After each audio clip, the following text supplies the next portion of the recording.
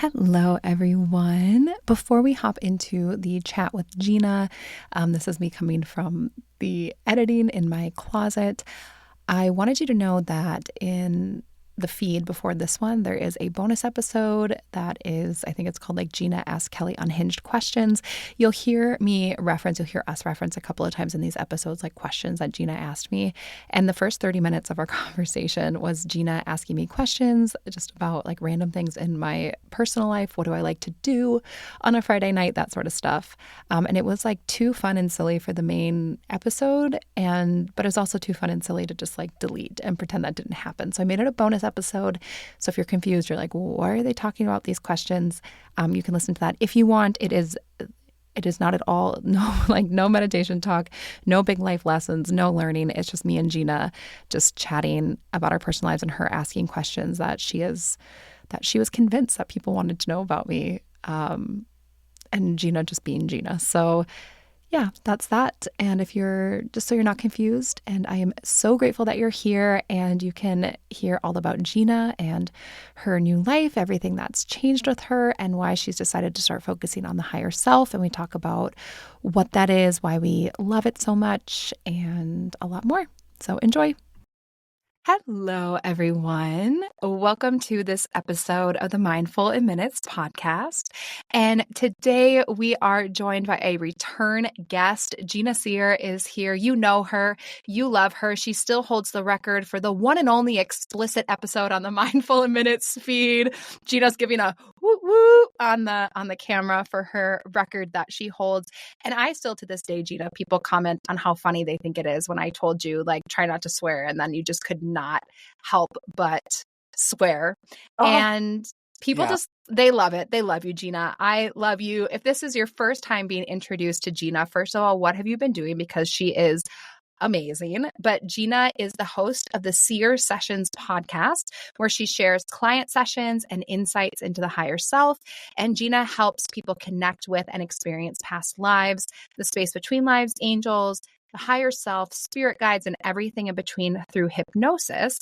But today we're going to be talking all about the higher self, because this is something that when Jina and I caught up off mic a little bit ago, she told me that this is like something she's so excited about. She's been diving deep doing these higher self sessions, and I was so into it. I was like, we need to talk about this together. So Jina was on previously talking about past lives, past life regression sessions, and today we're going to be talking all about the higher self. So hello, welcome back, Jina. Hello, welcome. Thank you for having me.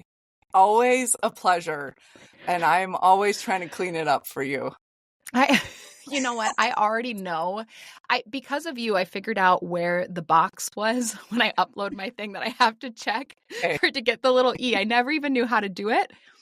But you taught me a new skill that I had to Google. And now I'll know right where to go.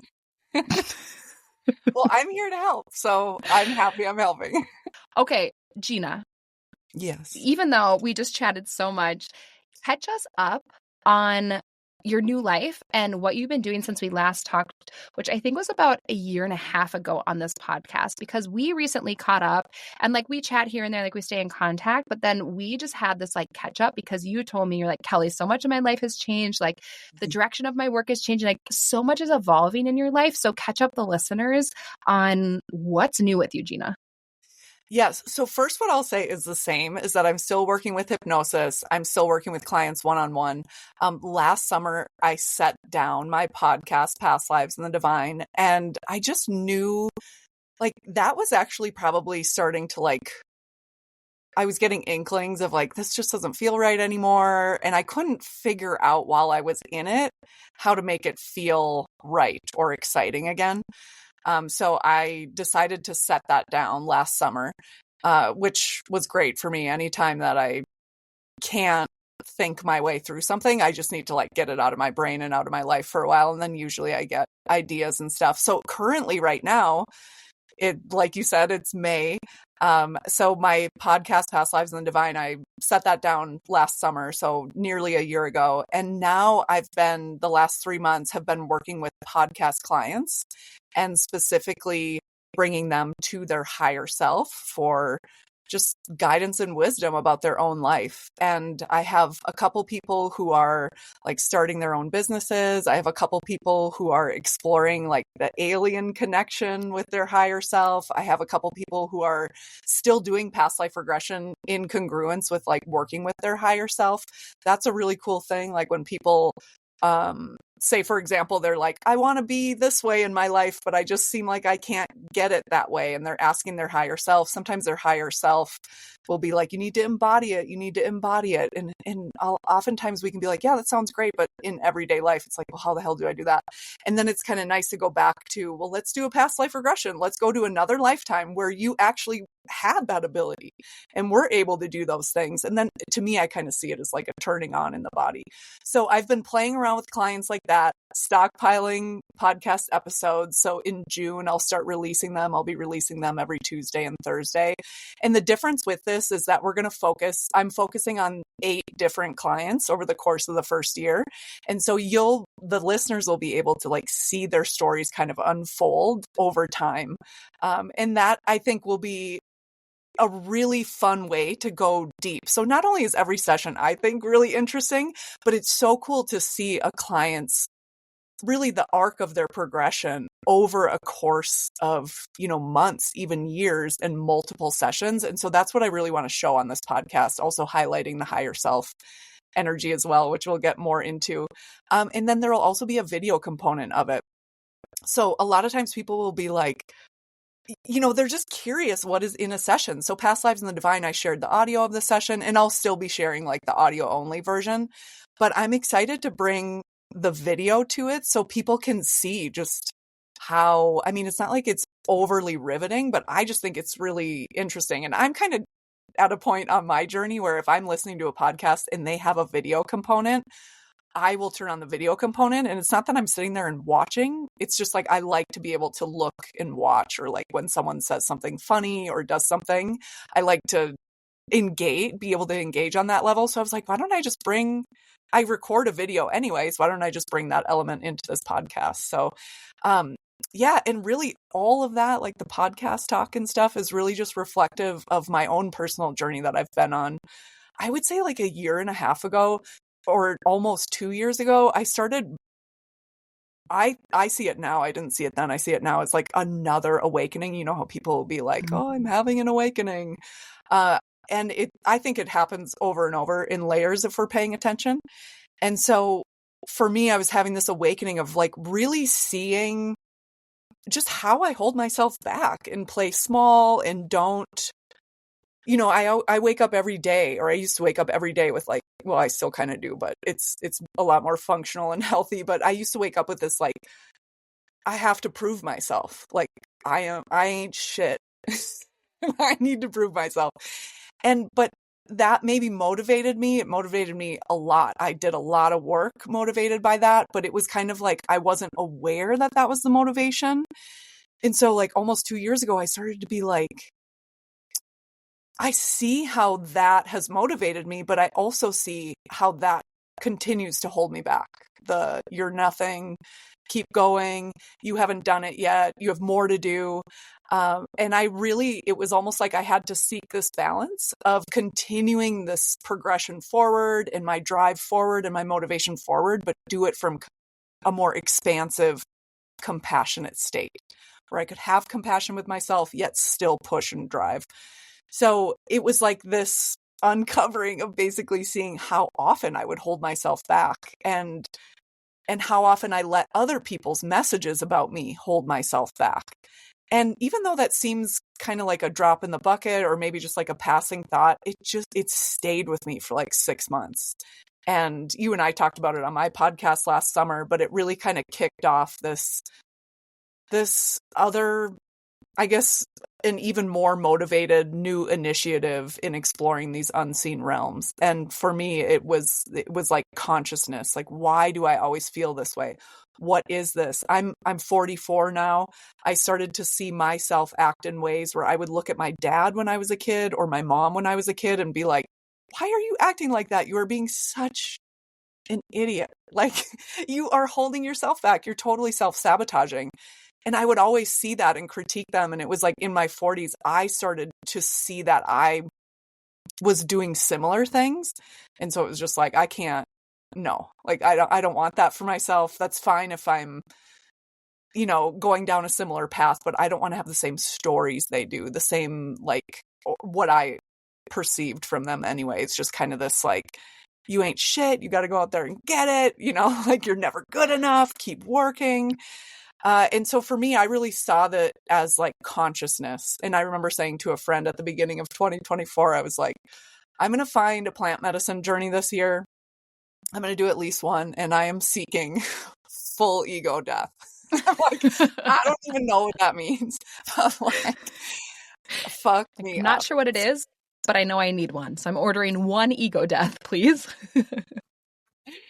Right. Yeah, exactly. Mm-hmm. And so that I have said 1,000 times, like on my secret podcast and in other conversations, but I really did kick the hornet's nest on like pushing myself physically, pushing myself mentally. I did a number of plant medicines throughout the year. I did like a big spiritual trip, a couple big hikes, and it was really just kind of this rearranging. It was almost like this part of me that had been slowly growing over the few years before that, like really stepped up and was like, we're going to show you what you're capable of and you're going to do it. And in that, just this expansiveness to like be able to feel something, but still have my thoughts and my mind in control, not my emotions. Like I used to feel an emotion and just like automatically become overwhelmed. I need to leave, or automatically become overwhelmed. How do I shut this project down? Automatically feel overwhelmed. How do I get out of this thing? And now I'm more, because of all the experiences and just in the last year and a half, that growth, it's like I have more of a capacity to feel and not be overwhelmed by those feelings, to endure, like physically, mentally, to be present in the present moment, not thinking about 5,000 other things that I'm going to do next. And like not over preparing, trusting myself in the present moment. And then with that is just like this elevated lightness. I used to have so much dread, like everything I did, even if I wanted to do it, there was always this dread. And I think it was a fear of failure, honestly, a fear that I was going to fuck it up. And now it's like, I don't have any of that dread. I just don't. And if I do, it feels like an old habit that's going away. It's really easy for me to see it and be like, oh God, I'm glad that doesn't rule me anymore. And I just shift my focus to what's going on right now. Because most of the time when you're dreading something, it's in the future. It's not here anyway. So it's really this like greater capacity to not only feel things, but hold space for, and also just be in the present and like rooted in the present. Okay. So much to unpack here. Yeah. With all that. So the first few things that are coming to mind for me is I'm hearing you talking about just the place that you were at versus like where you're at now. And it makes me feel sad because I like all of these things that you're describing, Jina, about like being worried about what other people think or not wanting to mess it up or feeling this pressure, being like, go do more, all of this. I never would have thought that this was happening in the Jina that I know and love. Like, that's not how I perceived you to be. Like, famously, Jina, you showed up in Ireland and you're like, last year, because this inspired us. So, and every time I tell, I'm like, I've never stopped thinking about this thing that you said. There's many things you've said that I'm like, I just can't. I never stop thinking about it. Where you said like there was something that maybe seems like a throwaway comment, but it stuck with you for like 6 months. Yeah. Like you do that to me often. You're like, last year I worked less than I've ever worked before, and I'm so happy. So my goal this year is to work even less. And I remember, because I was so in my like girl boss era at that time, that it was, my mind was blown, and it was so inspiring at the same time. I was like, my brain just like didn't compute that could be like a goal, that the goal could be like to do less. But anyways, and so I didn't know that all of that was something that you were struggling with, and that was something, and it sounds like maybe aspects of it you weren't even conscious of yourself at the Yes. time. And So that's something, because that's never the woman who shows up and be like, you know what, last year I worked less and I just did what brought me joy and I've never been happier. So my goal next year is to work even less and do even more of what brings me joy. Like, I never would have thought that that was the same woman that you're describing that's talking about, having these tendencies or having these feelings like underneath, or these thoughts. And I appreciate you sharing all of that. And I'm happy that you're just feeling like more yourself and more confident. And when you said the thing about, you're having an awakening, I often think that there's many different kinds of like awakenings or whatever you want to call it. Yeah. That sometimes they come on like a light switch, but sometimes they come on like a dimmer switch. And sometimes you'll have these quote awakenings, right? And then all of a sudden it's just like in an instant, you're like, oh, the light just came on. Yeah. It's like flip the switch. But then sometimes it's like when you're sitting in that restaurant, and I guess it's, when you're sitting in the restaurant, then all of a sudden you're like, did they just turn the lights down a little bit? Yeah. And you're like, your whole body's like, oh, I see we're switching from like the lunch hour to the dinner hour, because we just kind of made it kind of like dark and sultry in here. But it's just that subtle where you're like, yeah. Oh, it changed a little bit. And I think sometimes these awakenings can be these long, sort of gradual, more of like a dimmer switch process, where I think we're often conditioned to think of these quote awakenings as more like the light switch, where it's just like the light is on or it's off. Yeah. Or you're in the dark and then all of a sudden you're flooded with the light. But I don't think that's always how it works. Like, it's layered, it's more nuanced than that. And sometimes you have to, like, if the awakening, if we think of it as like a marathon, you have all of these miles to go until you complete it, but then there's going to be different challenges and different things at these different miles. And you can't just fast forward to mile 18 when you haven't done the first 17 miles. And so I think of that too often when we're thinking of kind of evolution or awakenings or whatever it is that they are sometimes kind of like these light bulb moments where you're just like, oh my gosh, like it reframes. Yeah. And everything. It's almost instant. And then sometimes it's like, it's so slow, so gradual to figure it out. Yeah. Mm-hmm. And so what was the experience because when we started talking about the higher self on your podcast as well, this is something we both are so excited about. We love, you and I both have a deep love for the higher self, but can you tell us a little bit more? Because I know you kind of had like a specific moment where this shifted for you and you felt like you connected with the higher, or you were just like, the higher self, this is it. Would you mind talking more about that experience that you had that was really the catalyst to changing directions, at least in what you wanted to focus on during session? Yeah. So have we talked about this specific experience before? Yeah, the drug-fueled shower, right? Oh, that's right. Was that it? Or is it something else? It's so mild. Was that it? The drug-fueled shower? Or is there another one I don't know about?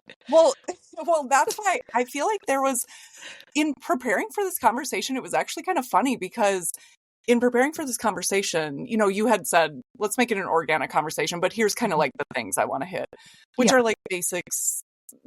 Yeah. What is the higher self? One-on-one stuff. How'd we get here? Where are we going? All of that. Yeah. And so it made me kind of reflect on like, was there like one point where in terms of the higher self where I was like, oh, this is it. And I could not pinpoint it. Yes, the shower that you're talking about, which I'll talk about, it was almost like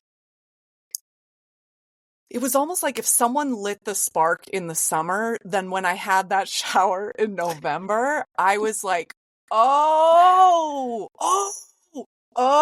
like that's what it is. It was like I had started in the summer and I had an ayahuasca journey weekend, like at the beginning of the summer and one at the end of the summer.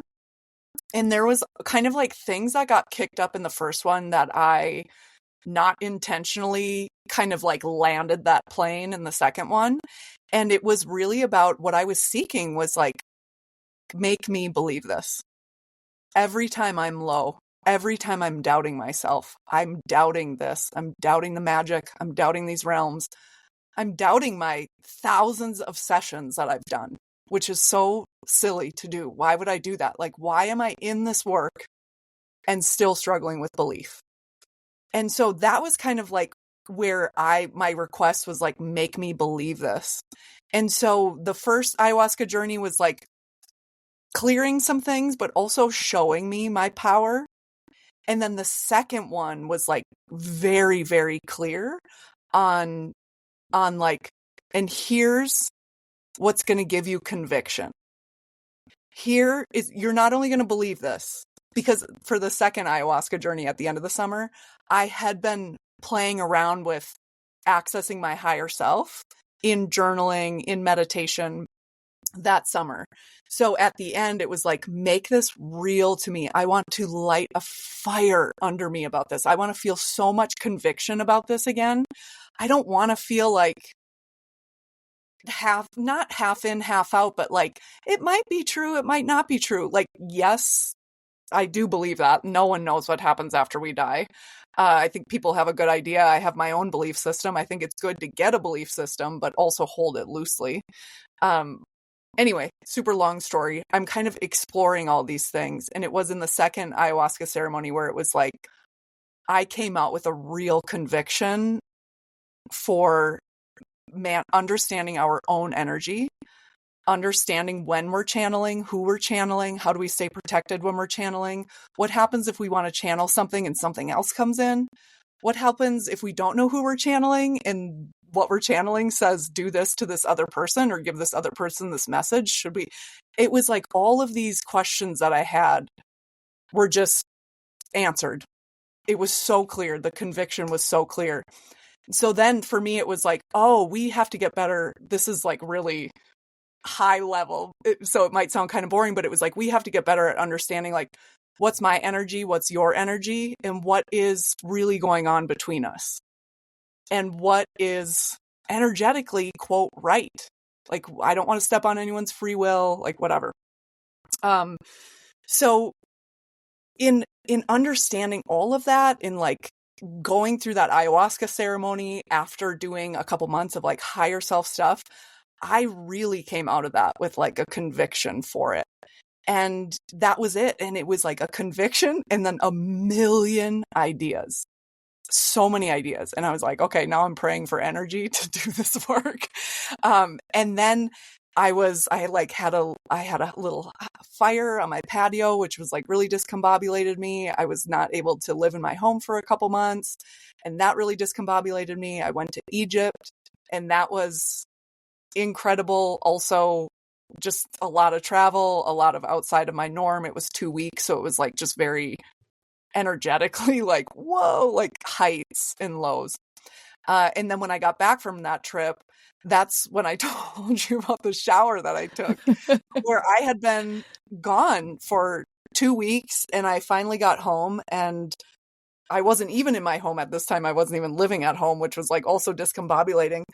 But I had spent this time, and I've realized since, but when I was in Egypt, when I'm in a place where I feel unsafe or around people I don't know, especially if they're like spiritual people, really open people, I can see in hindsight, and this was a trip that I did that, where I like totally collapse within.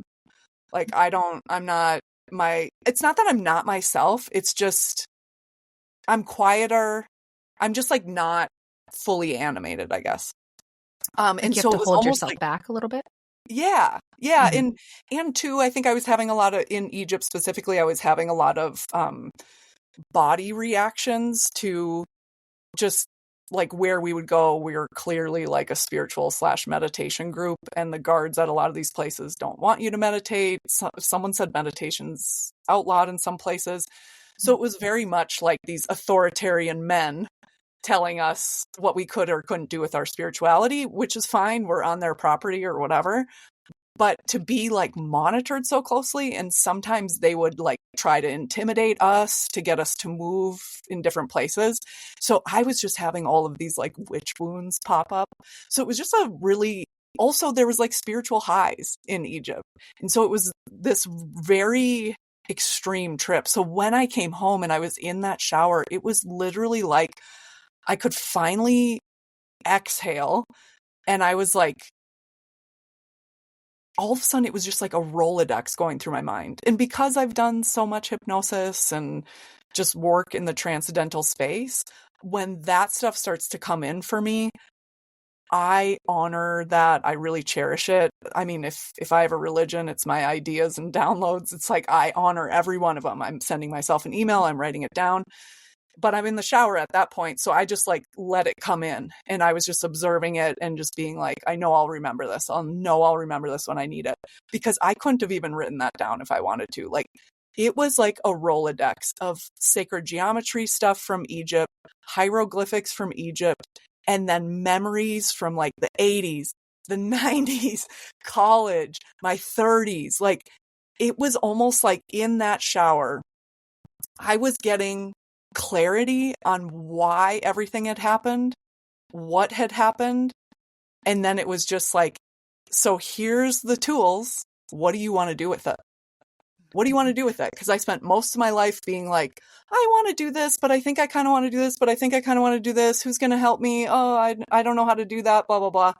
And after that shower, it was just like, oh, and now I know this isn't about discovery. This is about creating. So what life is Jina going to create? Because after 44, now this shit's going to get good. Like, I thought it was good before. Like, it is so much better. Life is about creating, not discovery. Like, I can't handle, like, I can do whatever I can do for injustices in the world, but in every present moment, I only have myself, and I only have my reactions to that.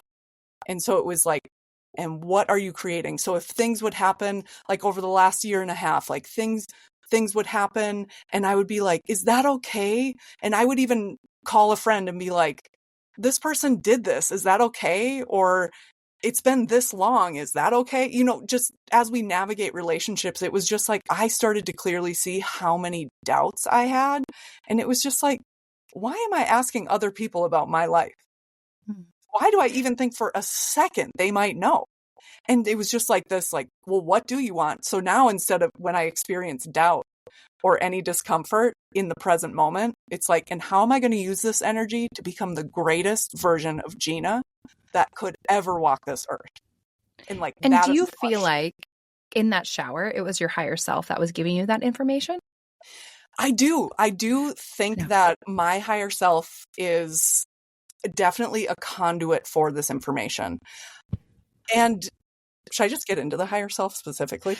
Okay, yes, but I have one follow-up question, because I imagine there's people listening and they're being like, but Gina, couldn't it have just been the drugs? And instead of like, Oh, wait, what are you how do talking you, about? My shower? your shower, because remember I said your drug-fueled shower, Oh, right, but right. so Okay, I yes. think there's Yeah, people go ahead. listening, so maybe you can, because I have, as we know, I am not a partier. As we know, Right. I am not a partier, and I have had not.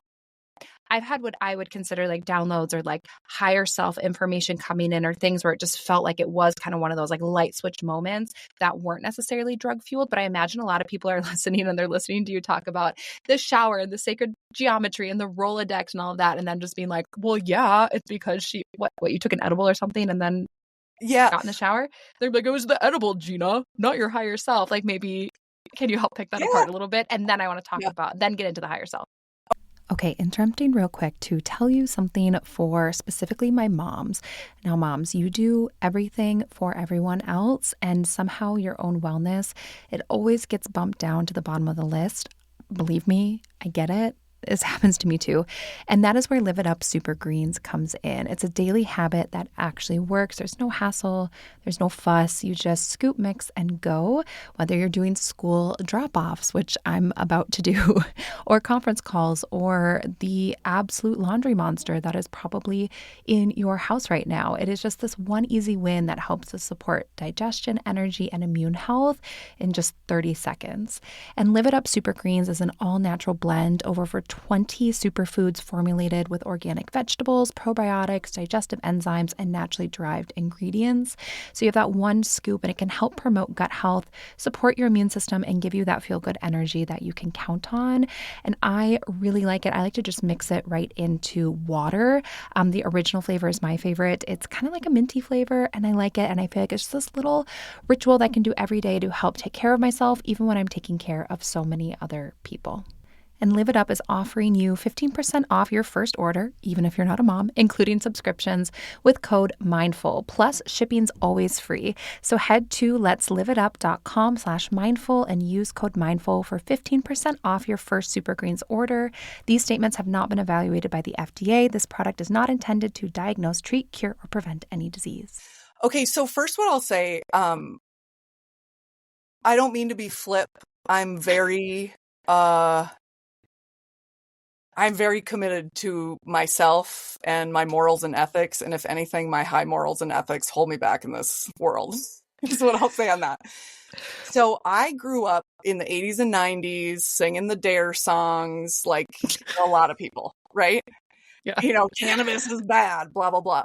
But I also had a section of my family tree where it's like, these people are nuts. But what I do know is when they smoke a little weed, they seem to calm down and just like lighten up a little bit, right? So I also grew up being Catholic, but I never agreed with it. I was coaching my mom, trying to get her to divorce my dad at 5. Like, I thought the Catholic Church was a negative influence on her in our life. And so I have always been thinking critically about life. And so for me personally, I grew up with all the baggage around cannabis. I stopped drinking when I was, I think, 32 or 33. I mean, I have a drink every once in a while now, but at that time, I also was struggling with migraines, and it was like the only thing that could quit my migraines was eating an edible and going to bed. And I noticed that, and that was really, I had brushes with cannabis before, but it was never my bag. It was always just like, this is kind of boring. I don't feel a ton from it. I don't know, just kind of makes me want to sit down and like think and not party. So I never engaged with it. So fast forward to these migraines. I'm over explaining because I know people have a lot of hangups about what they call drugs. I don't think of cannabis as a drug.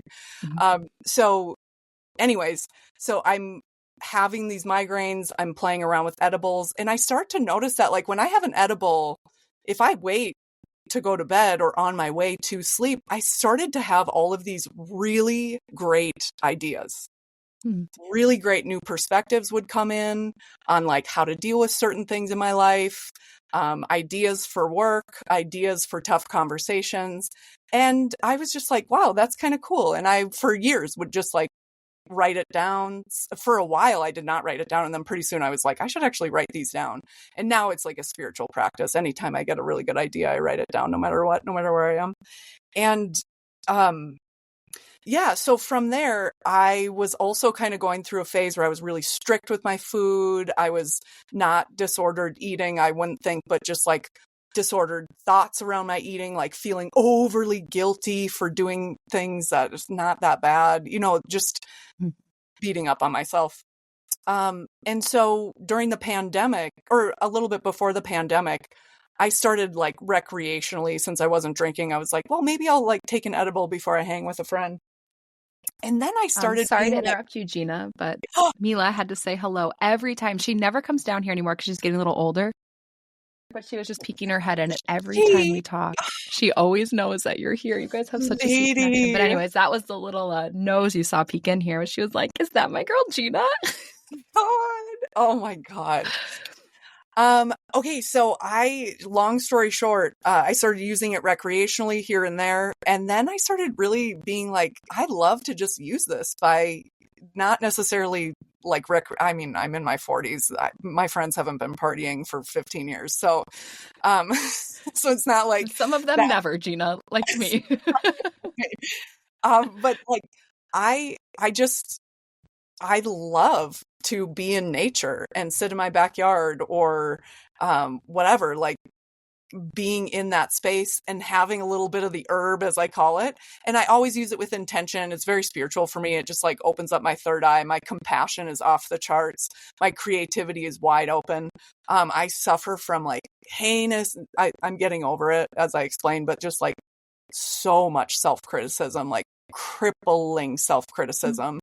And perfection. And so it really helps me to lighten up, literally lighten up. It just like shifts things. And I started to notice like, oh, I don't beat myself up anymore Like if I had imbibed in the cannabis the night before, the next day, even I would be more compassionate to myself.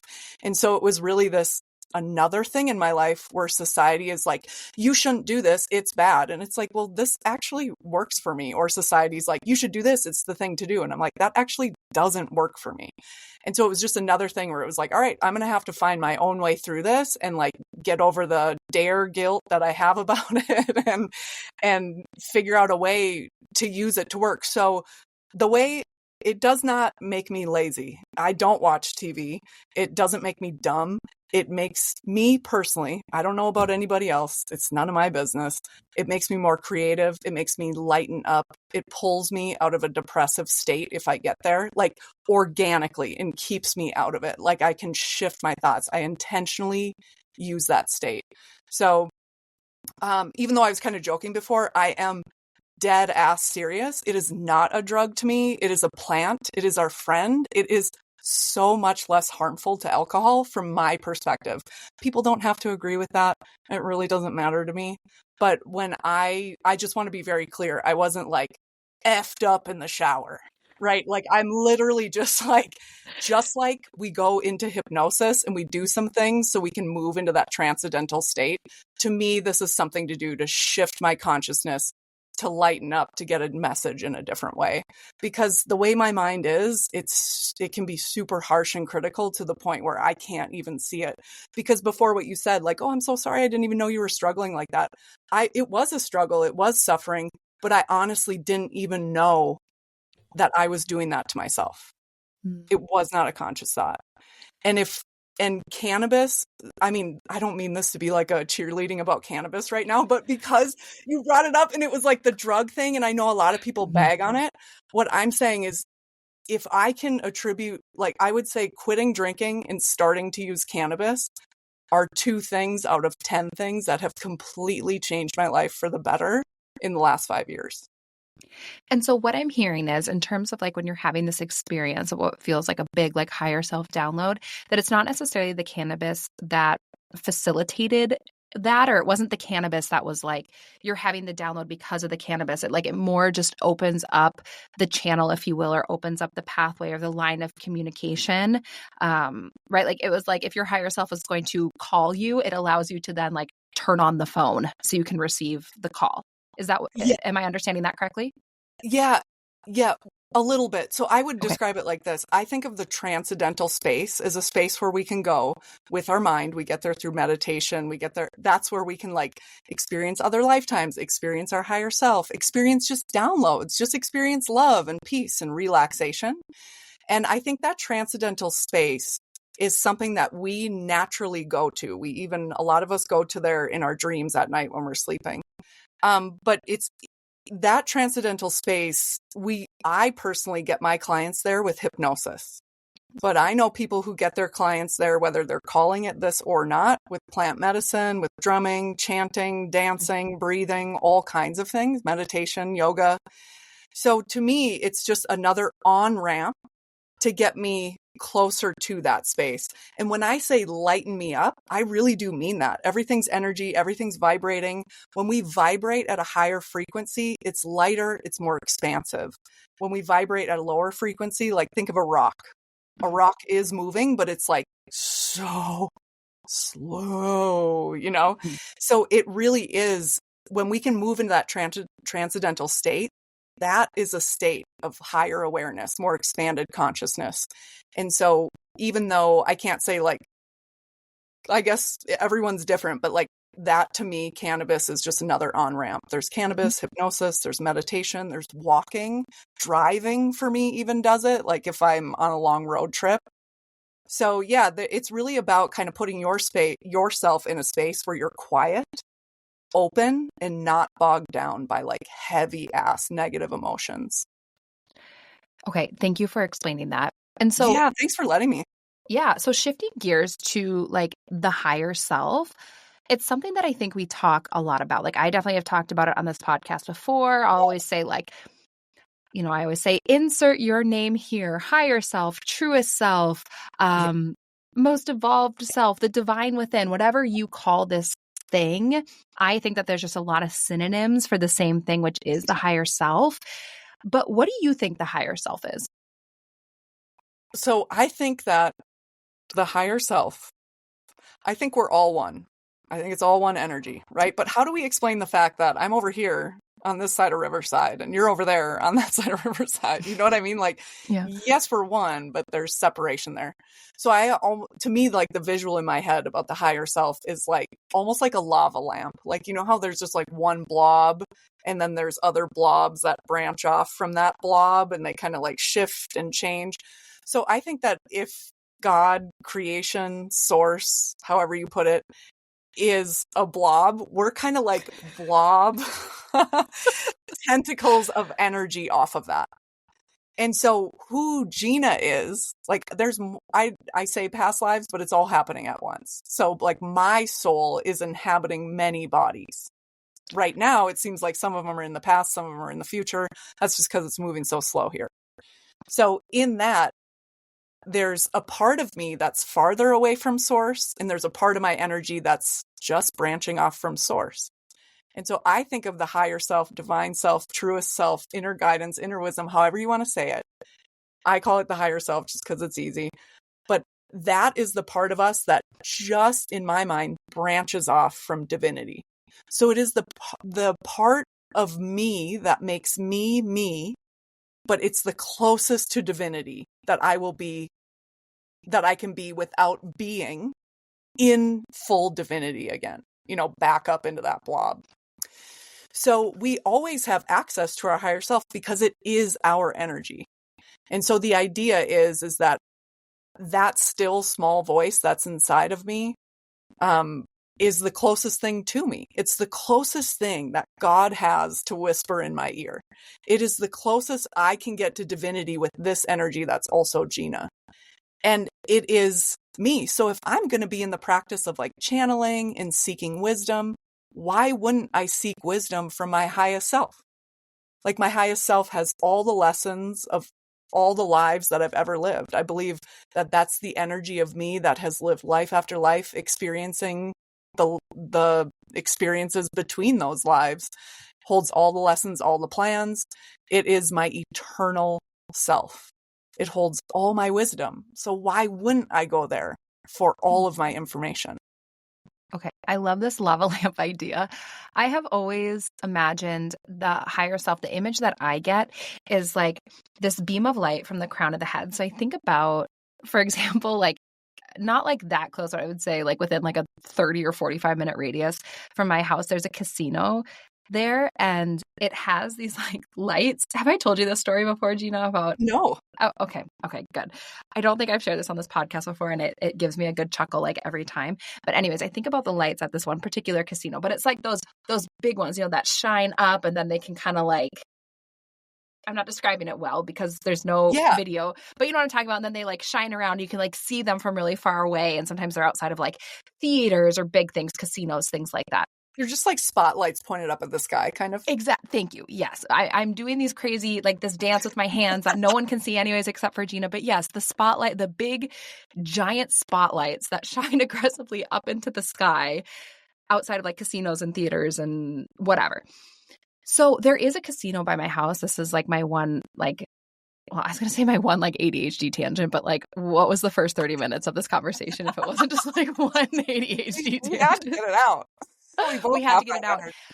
But I don't use Facebook often, but I am a part of a couple like community groups like locally for my neighborhood because something I've really been focusing on is giving back into my community. So being a part of like my local like Buy Nothing group, but then also like I'm part of a group where people can ask for like support or moms can be like, hey, like I need, this like, hey, we're running out of diapers, like bank account's a little low. Does anyone have any extra like size 4s or whatever, right? And we can kind of support each other. And nice.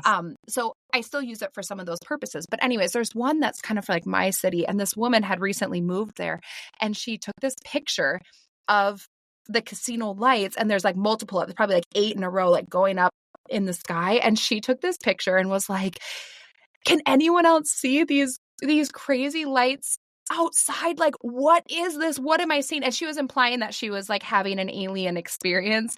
And this poor woman the way that she was roasted in the comments, and she was new to town and didn't know that like, Oh, and it's not close enough. It's like only when the conditions are right and you're outside and it's dark enough, like in the distance, you can kind of see these lights and you're like, oh, that's, whatever. And this woman thought that like just in like suburban Minnesota, she was having this like alien experience and she got roasted in the comments. And I mean, they were kind of funny, but I think about those lights. And that's what I've always imagined it as, not as a lava lamp, but like one of those big spotlights going from the crown of your head and going all the way up to the sky as this like direct. And to me, it's always felt like light energy, right? Like this direct, almost like two-way path. And I think of the higher self differently than you do in terms of, I think of it as kind of like this separate, it's like, yes, a little bit interwoven and interconnected, whether you call it like, collective consciousness or whatever. But I think of it as kind of this separate thing that's only for me. And it is a part of me, but I don't necessarily think of it as being a part of like others as well. But it's like the separate thing that's like above. And then I have this spotlight that is kind of just the open channel. Again, when the weather's right, just like, whatever, Mystic Lake Casino, the weathers are right and you can see it and have this open kind of channel communication from whatever it is, whatever the source is of the highest self to me through this like light beam as the higher self. And I've always thought about that. And I've never thought of it as like lava lamp blobs, but I think that's such an interesting like image and a different way of looking at it. that actually came to me from my higher self because I went to my higher The self. lava lamp. Yeah, the lava lamp imagery. Because I went to my higher self to be like, okay, but what is this really? And like, how can I explain this to people in a practical way? I just have such a problem being like crystal light body activation or like, all of these like new agey terms, which is whatever, like people use them. I'm not really judging people, but for me personally, maybe this is my inner self critic. I don't want to use, I feel silly using it if I don't have a deeper relationship to it or understanding to it. And so for me, I went to my higher self and was like, so what? Are you like a spirit guide or? Yeah, because that's one of my questions. How is this different? Because I know you do a lot of spirit guide work too. Yeah. How is this different than spirit guides? Okay, so this is something, yes, I have done so much work with my spirit guides, other people's spirit guides. So to me, this is just like the starting point. It was like I had missed a step and it's really, okay. So I think that first of all, I think if someone was just starting out, I would say start with your higher self because it's you. It is the voice that's already in your head. It's the closest to you. It's the clearest connection. And, there can be other things that block that. But to me, that's the easiest one to get to. That's my belief. Some people, maybe not their bag. For me, that wasn't always the case. So I spent a lot of time with my spirit guides. I really do believe spirit guides are, we can get a lot of the similar information between spirit guides and higher self. But it's my understanding that spirit guides are kind of like these helpers, right? Like my spirit guides help me with certain things, certain projects, certain phases of my life, certain awakenings that I'm going through. They're kind of there, like helping me out. Yes, they are a source of wisdom. Yes, I've gotten answers from them, but I always get clearer, more contextual, more expansive answers from my higher self. And that allows me to show up in that relationship with the spirit guide that I'm working with and be like, I'm not going to use those words in this project unless you prove it to me. Like you have to put an article in front of me, put a conversation in front of me. Like I had a spirit guide be like, we're going to do crystal light body activations. And I'm like, not this version of me. I don't know what that means. You know what I mean? Like Not the crystal light activation. not to, discount that, but like it is that to me, I can show up to that conversation. And it's a conversation. It's not just like, that's not information I'm going to use, close that door. So it's kind of like I can show up in my confidence, in my power, even in a relationship with a spirit guide. Yes. Okay. That makes sense. So the higher self is us. And I believe this too, that it's just like the source of you, like the most like pure kind of consciousness, like all of that part of you. And then spirit guides are like your team, your helpers, your Yeah. support system. Yep. And you can just touch on this briefly, but then where do you think intuition falls in all of that? I think intuition is the phone line in which we reach them. That's how we're doing it. Okay. Intuition is literally, to me, the sixth sense. It's my knowing. Yeah, that makes sense. And so when you do a higher self session, because I've never done a higher self session with you. I've done multiple, I think for a while. I was like, had the frequent flyer miles, like with Jina for a while, where Jina had the record of like most F-bombs ever on a Mindful Minutes podcast. I think for a while I had like most sessions. The most like sessions banked with Jina. But I've never done a higher self session with you because I know it's something that's newer. Your sessions are evolving as you're focusing on this. So can you walk us through what is that like? And I know they'll be able to kind of listen to the podcast and get a feel for it, but tell me more about just higher self sessions, what they're like, maybe how they're different from what you used to do, how they're the same. Like, walk me through this. Yeah, well, what I used to do is, and I still do past life regressions, experiencing another lifetime through hypnosis. And so even in that, though, even when I started, I was always accessing people's higher self in that session, and I didn't really know it. So I would put people through the induction. We'd experience memories from the other lifetime. We'd integrate it, understand it. And that integration and understanding, after they moved through the death scene of that life, that was them talking to their higher self. Like that was the intention. And even though it was like we're moving to a space of spiritual guidance, sometimes a spirit guide would come in, sometimes, a relative on the other side would come in. But a lot of times I would ask the client, and who is telling you this? And they would go, me, or my higher self, or my higher knowing, my inner guidance, or, however people described it. And so in there, I think it was kind of this just like tiny little nudge with every session to be like, yeah, what is that? So now in a higher self session, when someone comes to me, I really think of it as like a higher self, what I call activation. And really what that is, it's that when you're in that space of trance and you're experiencing your higher self, you're so focused on what is in your mind that it's clear the energetic signature of your higher self. So with that, it's easier to understand and feel that energy in your daily life. So the whole session is geared around it. So we do the hypnotic induction. We're brought into the space of the higher self, and we do that by accessing unconditional love. So our vibration, our frequency is super high because we want it high because that's where that information resides. So, and then we move into the space of the higher self. When someone's with me in a first time session for the higher self, we'll spend time like be in the energy. Describe this to me. What are you feeling? What messages does your higher self has to say to me?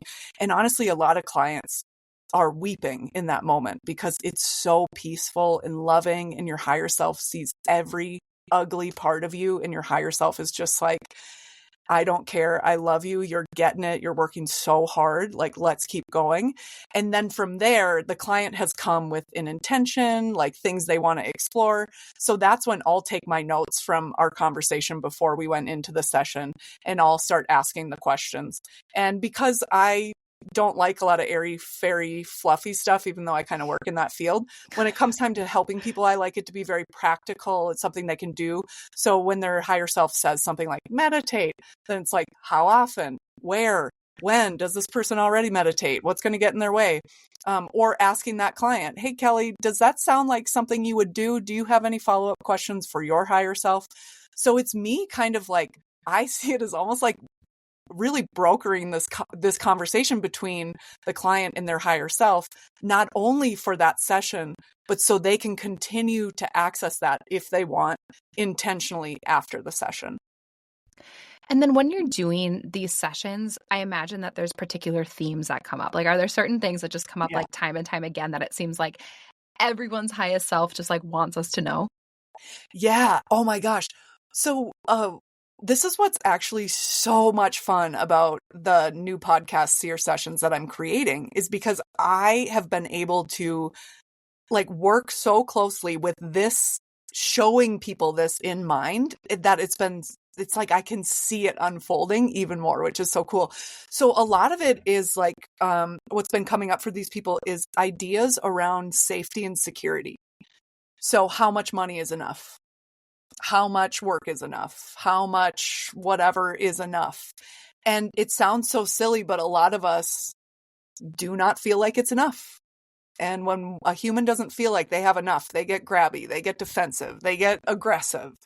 And so it's kind of interesting because a lot of spiritual people, if you're mindful, you don't want to feel defensive and aggressive and that sort of thing. So it's kind of like people have been noticing, I want to feel this way, but money is not making that happen. Like anyone who says money doesn't matter has never been broke and needs to be broke for a little bit so they can see how much money matters.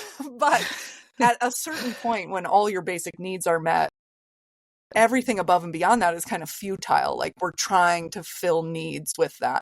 And so there's been, whether it's like a client who's just in between contracts. I have a client who's a consultant who is in between contracts trying to not freak out. And she did a really good job, like communing with her higher self and getting that figured out. And then attracted like this really perfect contract where she's making just as much, but not even working the amount she had been previously working in her contract. So it's like being able to see these opportunities and actually go strive for them. And then the same thing, kind of security issues. I have a couple people who want to like quit their corporate job and do something more spiritual or more in the healer realm. And so for one of them, like that's literally where she is. She doesn't know exactly what she's doing. So she went to the higher self and like got all kinds of information for what to do in her business next and how to set it up and where she should start and who to partner with and things to think about and the values and ethics of this business. And so safety and security and like not just like sitting and waiting for money to make us feel good and making more money, and instead kind of being like, what actually scratches that itch for me? You know, and like, how much do I really need? So that's been a big one. Another one, as always, it seems like the last couple of years for clients in general is really this idea of trust. People aren't making moves. People aren't talking. People aren't taking action because they don't trust themselves.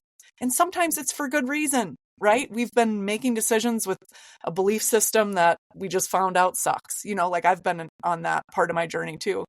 So it's really about knowing that this is your power, knowing how to access it, and then being able to trust yourself more. And then the big one too, the other one is always life purpose. People always want to know, what's my purpose?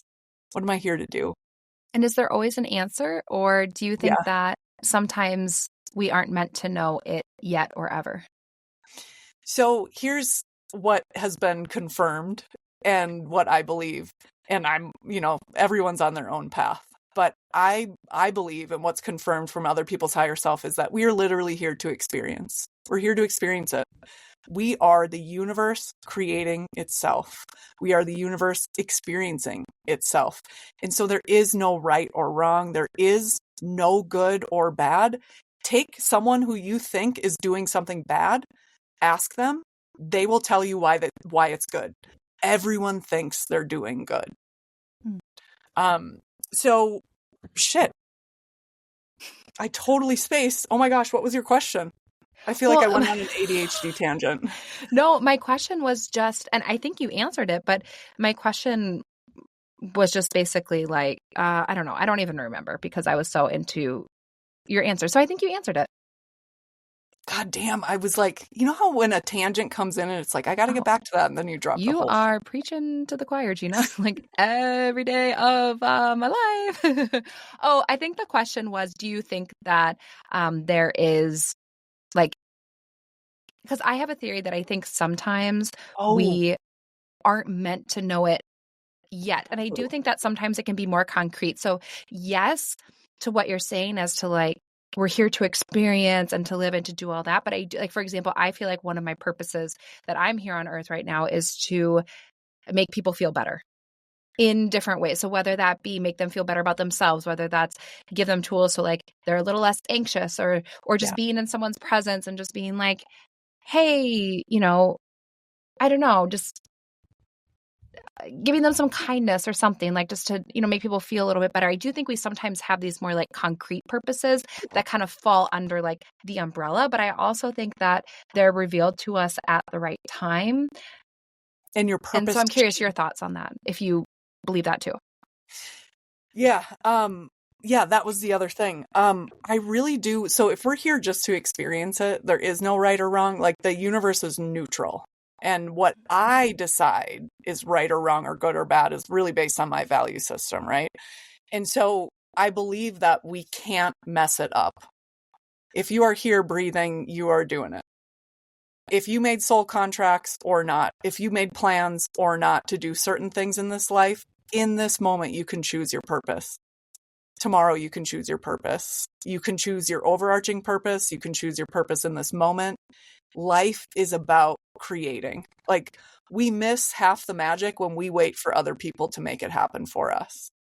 And so in that sense where it's like, if helping people feel better helps you feel better and it helps the world, that's great.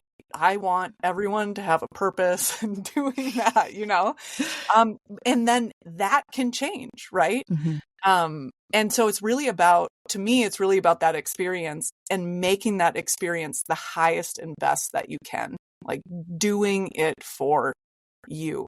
And I mean the highest and best. When I say do it for you, highest and best, I don't mean do it for you and who cares about other people you don't know about. I mean, I believe that each individual can be happy and joyful and striving and living in their purpose and helping other people and have that be good for the world. Like, I think that when we're truly in alignment with our higher self, we are more compassionate, motivated, clear. We can help other people. We lead by example, and we're just more compassionate, and we're able to like help guide other people when we have that compassion in a way that they're going to be open to it. So yeah, I mean, purpose is huge. I think we're here to experience this life. And so what do you want that experience to be? Okay, amazing. And so I have just a couple more questions that are a Yeah. little bit more like rapid fire, as Gina would say, more rapid fire. So we can, what are some simple ways other than hypnosis, just like day-to-day stuff that we can do to connect with our highest self? Like if someone's listening and they're like maybe unable or just not ready for like a full session or whatever it is, like what are some little simple, you can just a few ideas of how we can just on a day-to-day connect with our highest self? Okay, so the first thing I will say is that practice. The more you do it, the easier it gets. It's like learning a language. It's like understanding any sort of subtlety. The first time you do it, you're going to miss a bunch. The more you do it, the more keen your eye gets, your senses get, you're able to really tune into that. So in terms of that, I use hypnosis because that's the way I know and have been trained and have been getting people into that transcendental state to access that information. But if you don't want to, like you go in and out of trance multiple times during the day, you can intentionally try to get yourself into a trance space by literally just being quiet, listening to your breath, doing a meditation. I bet people who have been listening to Mindful in Minutes for years, doing your meditation for years, they get to that transcendental space quick because they've been practicing this. And so you just go to that transcendental space, that relaxed space, with the intention of connecting with your higher self. Hold a question in your mind and just observe what comes to mind next. You can do that sitting on a park bench. You can do it sitting on a couch. You can do it sitting up in a meeting at work with your eyes open, pretending that you're paying attention. You can do it anywhere. And I'm sharing that higher self meditation with you. And so if someone were to do that and they feel like, oh, I didn't get enough or I didn't get anything, I would say do it over and over again, and you will start to get it. Even listening to it as you fall asleep. And then if you want more, you could always do a hypnotic track. Like I have a longer, more extended higher self version that people could access or come and do a session. But it is your birthright. It is a function of your earth suit. I guide these journeys, but you do not need me or anyone else to go on these journeys. Yes. And the only other thing that I would add that I feel like is an easy, like, I don't know, an easy one is to be out in nature. I feel like the higher self just like loves nature, just reduces the noise. I think it brings the barrier down. Someone like me, I've been thinking about even all the way back at the top of the episode where you're like, do you ever lose your cool? Do you ever, blow your top, whatever? I do have a little bit of like a control problem, only that I want to kind of keep myself in control in a certain way. I've been thinking this whole time about me not, I'll make this brief, but me not having a partying phase. And a big piece of it too is that, I didn't have that same kind of like experience. Like I said, I was focused on other things at the time. And also I've never been pulled to do that because being out of control to me feels very uncomfortable and very scary. And to me, like, if you're partying or, anything, there's too many variables there. And so if you're someone like me that feels comfortable in, I would call it like light control in a way, like sometimes being out in nature kind of allows me to soften a little bit in that and be able to not have to be so in control in a way. It just kind of lets the walls down a little bit. So I think just spending a little more time in nature also helps to kind of open up that channel. That is true. That's and I know you spend a lot of time in nature too. So I imagine you feel. And that's a reoccurring thing that people's higher selves say is like, go out in nature, like literally just go out. I love that.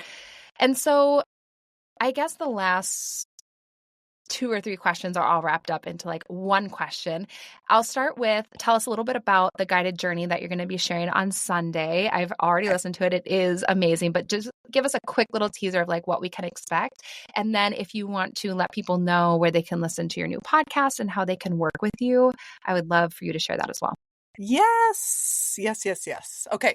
So first, you can find all of my stuff at seersessions.com for sure.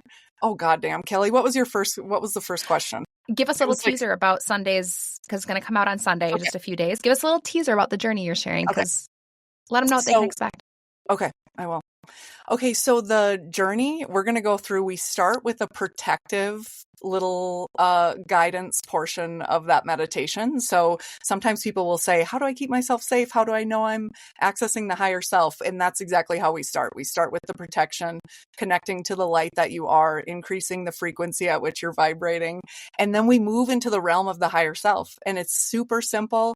I ask a couple questions. There's space for you to ask a question. So if you have a question you want to ask your higher self, write it down, put it in your mind. You can hold it in your heart during that time of the meditation journey. And then you can just relax and observe those responses to that question. And then I bring you out of it. I always recommend to people, like, if you can listen to it more than once, that's probably even the best thing. If you have a question for your higher self, grab that meditation and make it a point to do it. It's an easy way to connect, and you can also like journal afterward, keep track of that. Because we're in the hypnotic trance, sometimes memory can fade kind of quick, just like any conversation if we don't revisit it again. So taking notes afterward might be really beneficial, but it's so quick and clean. Like I said, Kelly, it's the best recording. I know, Jina emailed it to me. She said, I think this is the best one I've ever done. And I not only love the confidence, but like, I do think it's phenomenal.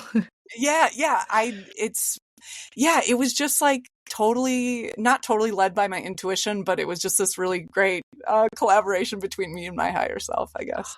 And I still listen to the past life journey that you contributed to the Mindful in Minutes feed like a year and a half ago. I still sometimes listen to that, and I love it too. So I'm excited to have this one as well. And then you were saying seersessions.com. Yes. Right? And then, and anything else? What else do we need to know? Where can we connect with you? Is that where if someone wants to do a higher self session, go to the website? Yep. If you want to do a session with me or learn more about my work or access the podcast, seersessions.com is the easiest way. And then right now, I don't post a ton on Instagram, but I do want to start posting more. So I'm Past Lives Tour Guide on Instagram, pastlives.tourguide. I love it. Jina, thank you so much for being here and sharing all of this, bringing your energy and your insights, your curse words. Thanks for bringing it all to Mindful in Minutes. Once again, it's always such a joy to get to talk to you. And you always have such a unique perspective, which I appreciate. I love people that bring like just a different perspective. It just makes me think about things differently. It just gets like my mind going. And I love chatting with you. So thank you for being here and chatting with me. And I can't wait to share the journey on Sunday. Well, thank you so much. Yeah, I You're love it. I love welcome. chatting with you, Kelly. You're welcome. And again, let us know in those Spotify comments, what other questions do you have?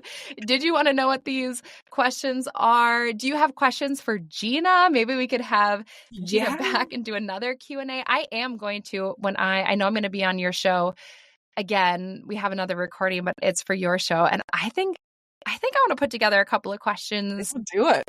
for you. I love this idea. But yeah, let us know what you think in the comments. And yeah, thanks for being here, Jina.